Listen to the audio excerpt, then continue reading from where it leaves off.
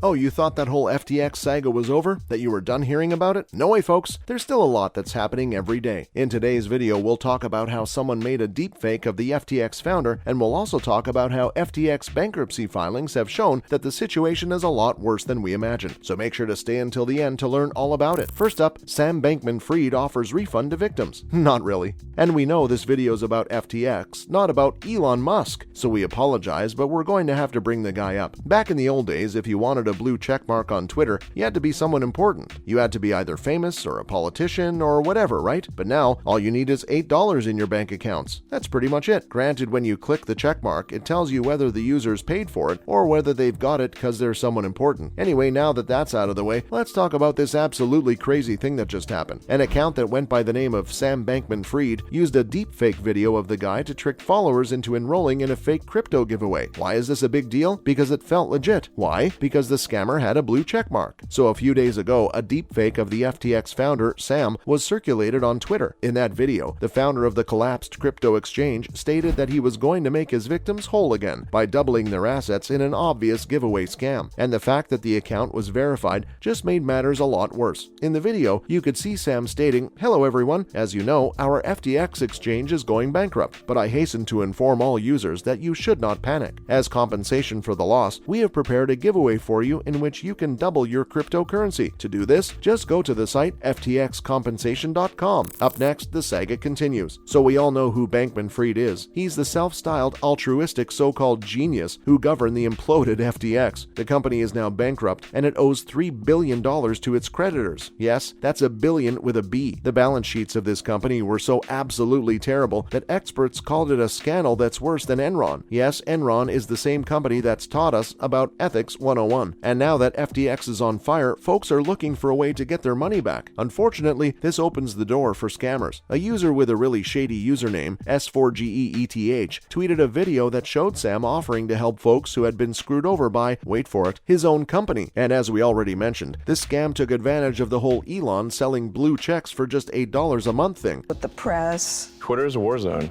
If somebody's going to jump in the war zone, it's like, okay, you're in the arena. Let's go. So the deepfake directed people to a website where folks could enter a crypto giveaway. This was red flag number one, because crypto giveaways are an extremely common scam and they often use fake celebrity accounts. In these scams, the victim sends tokens to the scammer. However, they then receive nothing in return. The fake website even features Sam's face and the FTX logo. It's registered to a single person on an island close to Puerto Rico. Yeah, folks, can you believe it? This is a whole operation. It wasn't just a small scam. Oh, and the website claims that this is the biggest crypto giveaway ever of $100 million. Yep, to be honest, at this point, we're judging those who fell for it. Lastly, how did the scam work? So as we mentioned, it offered folks a giveaway of $100 million.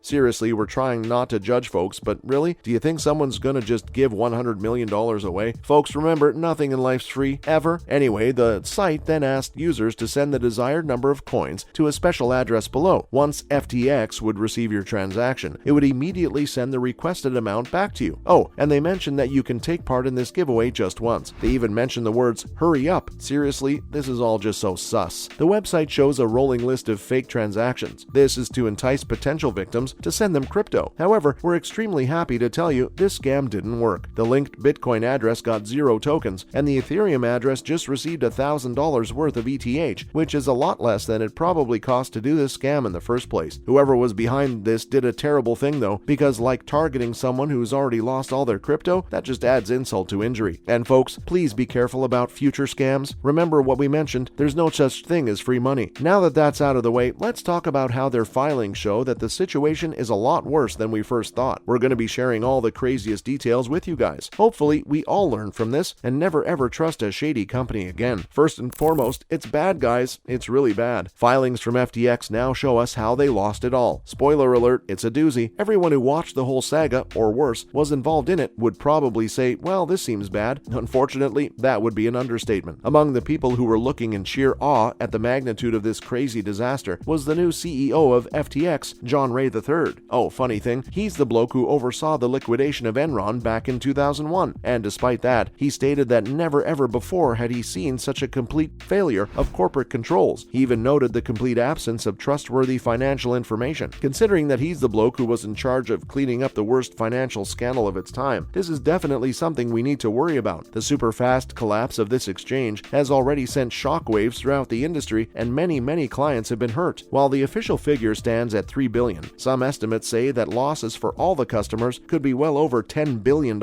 and this fallout is long-lasting. It's not going to get fixed anytime soon. This is funny because Sam keeps tweeting about the potential steps he's going to take to make things better. What's more, FTX's balance sheet was a nightmare. After the whole thing just imploded, Bankman-Fried tweeted that the company held around $5.5 billion in less liquid crypto tokens. The whole thing, as I understand it, I think was just one big Ponzi scheme, right?